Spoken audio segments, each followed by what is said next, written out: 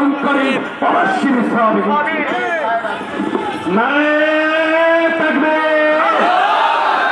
এই পর্যায়ে মঞ্চে এসেছেন রাসূলুল্লাহ সাল্লাল্লাহু আলাইহি ওয়াসাল্লাম লা ইয়ামুরু আহাদুকুম হাত্তা আকুনা হাব্বা ইলাইহি মিন ওয়ালিদিহি ওয়া ওয়ালাদিহি ওয়ান নাস আজমাইন।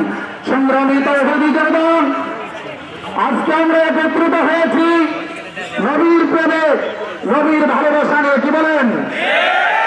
আমাদের বিশ্বনবীকে যারা গালি দেয়, যারা কুরুক্তি করে, তাদের বিচার চাই। বলেন ঠিক না?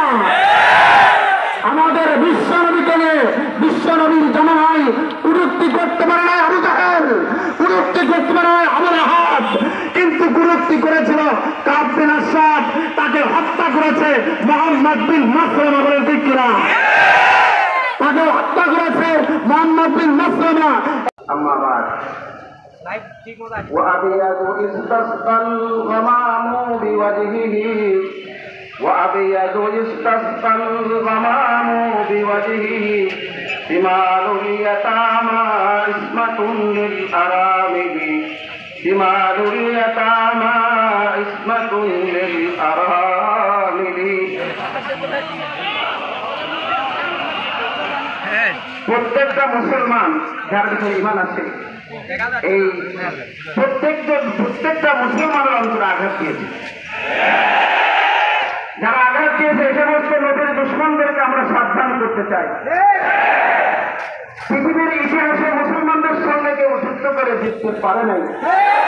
এই সমস্ত নবীর দুশমনদের কোনোদিন যুদ্ধ করে জিততে পারবে না। সুতরাং মুসলমানদেরকে আঘাত দিয়ে উস্কে দেওয়ার যে ষড়যন্ত্র তারা করছে, এরা তাদের জন্য আত্মহত্যার সামিল। তারা তাদের নিজের আত্মহত্যা থেকে ফিরে আসে, মুসলমানদেরকে তারা উস্কে না দেয়, এই আহ্বান আমরা তাদেরকে জানাতে চাই। সঙ্গে সঙ্গে আমরা যেরকম রসুলের দুশমনের বিরুদ্ধে যুদ্ধে আমরা লিপ্ত আছি, রসুলের আদর্শ আঁকড়ে ধরার যুদ্ধ আমাদের লিপ্ত হতে হবে। যদি আমরা নবীর দুশমনদের বিরুদ্ধে জিততে চাই, তাহলে আমরা জিততে পারবো কখন? যদি রসুলের আদর্শকে আমরা বুকে ধারণ করবো। এই জন্য আমাদের প্রত্যেকটা মুসলমানের শপথ নেওয়া যায়, রসুলের দুশমনদের যেরকম আমরা দাঁড়াতে জবাব দিব, এমনি ভাবে আমাদের ভিতরে যে নষ্ট শয়তান আছে, যেটা রসুলের আদর্শ থেকে আমাদেরকে ঘুরে সরায়, এই শয়তানের বিরুদ্ধে আমাদের যুদ্ধ লিপ্ত হতে হবে। আল্লাহ রাব্বুল আলামিন আমাদেরকে উভয় দিক থেকে আমি দান করুন। ওয়া আখিরু দাওয়ানা আলহামদুলিল্লাহি রাব্বিল আলামিন।